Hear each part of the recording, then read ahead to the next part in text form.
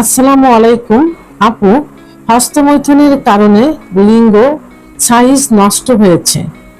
কোন মালিশ ব্যবহার করে কি লিঙ্গ বড় মোটা করা যাবে? দেশের এবং প্রবাসের ভাই বোনদের প্রতি সালাম। আসসালামু আলাইকুম, আমি প্রভাষক ডাক্তার রিক্তা পারভিন, হোমিওপ্যাথি এবং আয়ুর্বেদিক চিকিৎসক, চেম্বার সেবা হোমিও কমপ্লেক্স অ্যান্ড সেবা ডিজিটাল ল্যাব, উপজেলা মডেল মসজিদের পূর্ব পাশে, শিমুলিয়া, মাগুরা। আজকে খুব গুরুত্বপূর্ণ একটা বিষয় নিয়ে আলোচনা করব, যে বিষয়টি অনেক পুরুষই কমেন্ট করে থাকে বা জানতে চায়। তা ঠিক তেমনই কোন এক শুভাকাঙ্ক্ষী আমাকে কমেন্ট করেছেন, আসসালামু আলাইকুম আপু, হস্তমৈথুনের কারণে লিঙ্গ সাইজ নষ্ট হয়েছে। কোন মালিশ ব্যবহার করে কি লিঙ্গ বড় মোটা করা যাবে?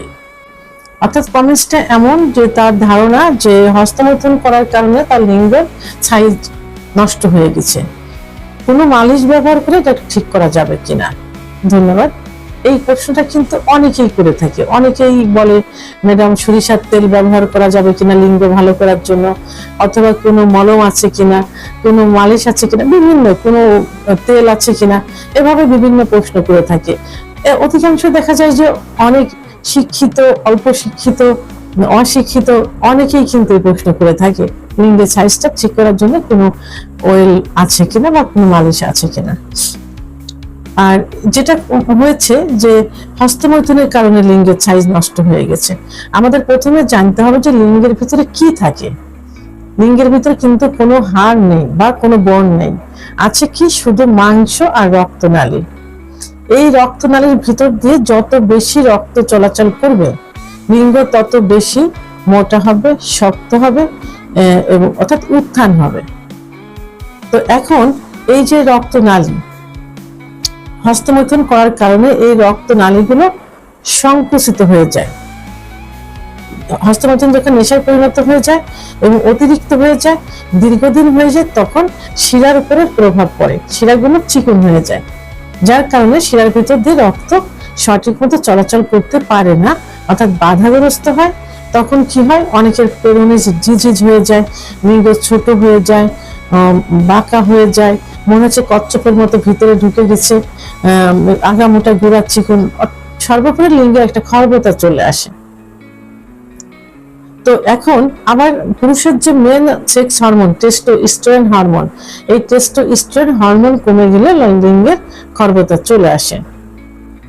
তো এর জন্য কি করতে হবে, প্রথমেই একজন অভিজ্ঞ সম্পন্ন রেজিস্টারকৃত হোমিওপ্যাথি ডাক্তারের শরণাপন্ন হতে হবে, কারণ একমাত্র হোমিওপ্যাথি চিকিৎসার মাধ্যমে কিন্তু লিঙ্গের খর্বতা থেকে সরে এসে পূর্বের অবস্থায় ফিরিয়ে আনা সম্ভব হয়। তো সেক্ষেত্রে ডাক্তার কিছু পরীক্ষা নিরীক্ষা দিবেন, কারণ নির্ণয় করবেন, কারণ হিসাবে হস্তমৈথুন অবশ্যই বন্ধ করতে হবে।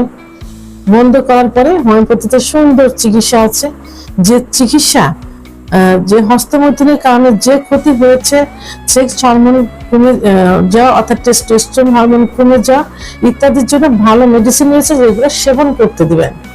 এবং কিছু মেডিসিন রয়েছে যেগুলো প্রলেপ আকারে গরম পানির ভিতর দিয়ে প্রলেপ আকারে লিঙ্গে ব্যবহার করতে দিবেন। কিছু মেডিসিন রয়েছে যেগুলো অলিভ অয়েল তেল অথবা অন্য তেলের সঙ্গে আলতোভাবে কিছু সূক্ষ্ম নিয়ম আছে, নিয়মের মাধ্যমে ম্যাসেজ করতে দিবেন, যেগুলো করলে এটা কিছুটা হলেও, পুরোপুরি পূর্বের অবস্থা না হলেও অনেকটা ভালো হওয়া সম্ভব, অর্থাৎ অনেকটা পূর্বের অবস্থায় ফিরে আসবে।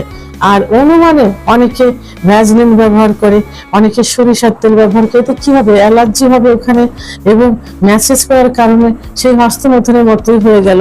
কি হবে, যে বীর্যপাত হয়ে যাবে, লিঙ্গের সেই শিরাগুলো যে সংকুচিত হয়ে গেছে আরো বেশি সংকুচিত হয়ে যাবে। এই জন্য অনুমানে কোনো মালিশ কোনো কিছু ব্যবহার করা উচিত নয়। একজন অভিজ্ঞ সম্পন্ন রেজিস্টারকৃত হোমিওপ্যাথি ডাক্তারের শরণাপন্ন হয়ে সঠিক চিকিৎসা গ্রহণ করুন, ইনশাল্লাহ পূর্বের অবস্থা ফিরে আসা সম্ভব। ভিডিওটি সম্পর্কে যদি কোনো মতামত থেকে থাকে অবশ্যই কমেন্টের মাধ্যমে জানাবেন। আর ভিডিওটি ভালো লাগলে লাইক, কমেন্ট, সাবস্ক্রাইব করে আমার সঙ্গে থাকুন। আল্লাহ হাফেজ।